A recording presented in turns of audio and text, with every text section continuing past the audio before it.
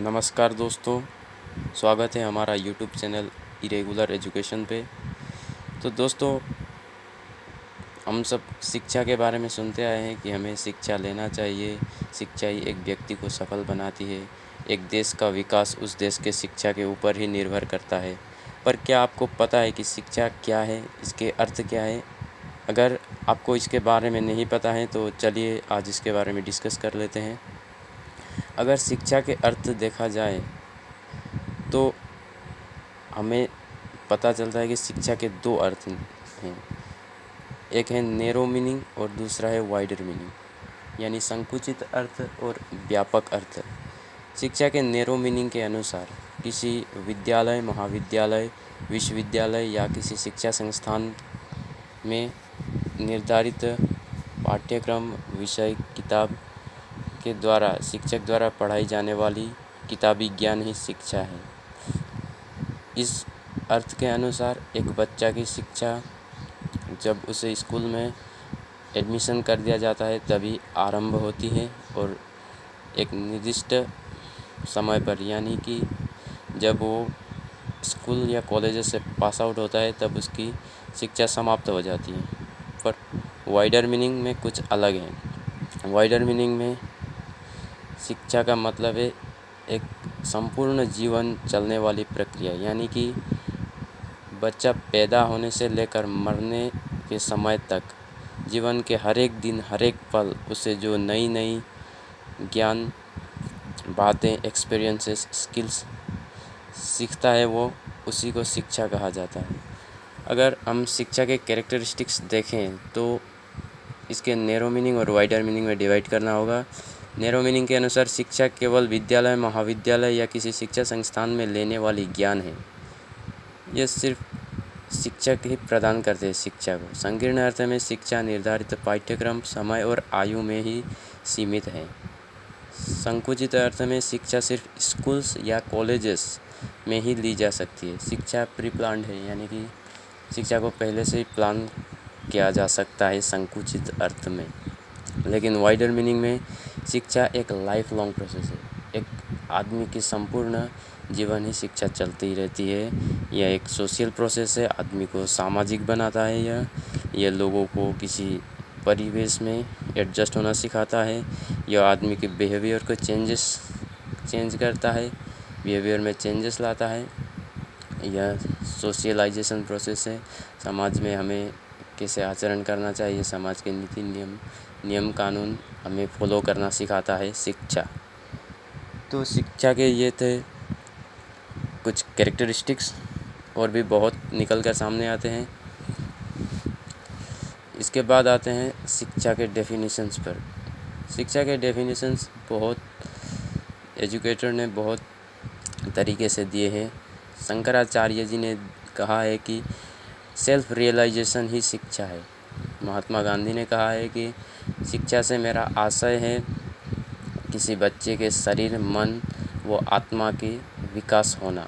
उसी प्रकार John D जो वेस्टर्न के शिक्षाविद हैं, उन्होंने कहा है कि शिक्षा एक नॉन स्टॉप, एक संपूर्ण जीवन चलने वाली प्रक्रिया है। तो ऐसे ही बहुत से लोगों ने बहुत तरीके से इसका डेफिनेशन किया है। अब आते हैं शिक्षा के स्कोप की तरफ। शिक्षा, हमें पता चला कि शिक्षा एक संपूर्ण जीवन चलने वाली प्रक्रिया है। तो इसका स्कोप कितना बड़ा है हम अंदाज़ा लगा सकते हैं। इसके स्कोप में बहुत सारी चीज़ें आती हैं।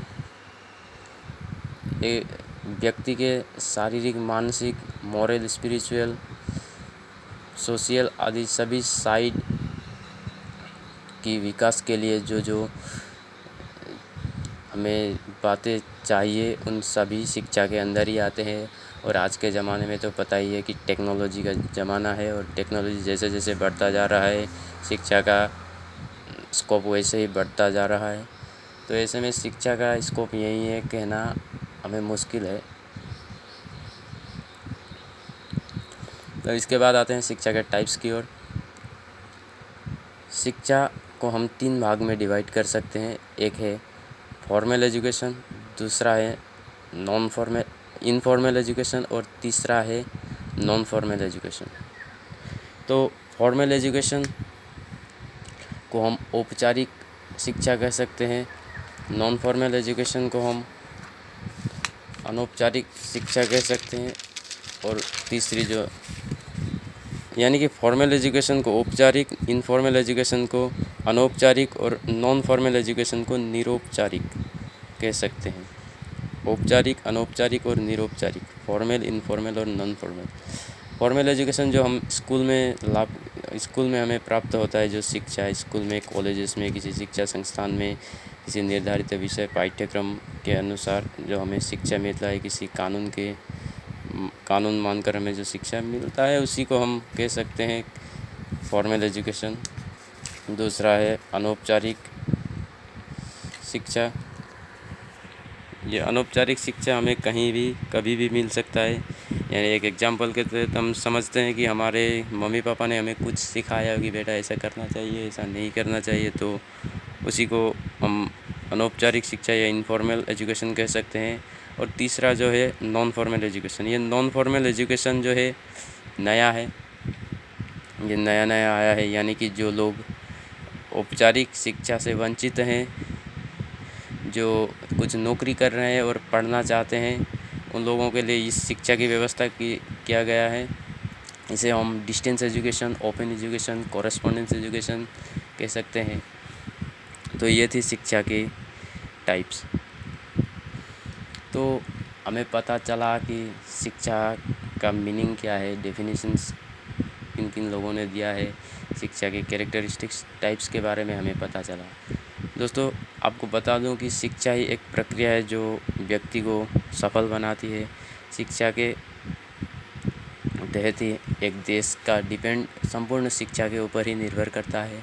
एक आदमी की संपूर्ण विकास शिक्षा के ऊपर ही निर्भर करता है। इसलिए हमें जितना हो सके उतना शिक्षा लेना चाहिए।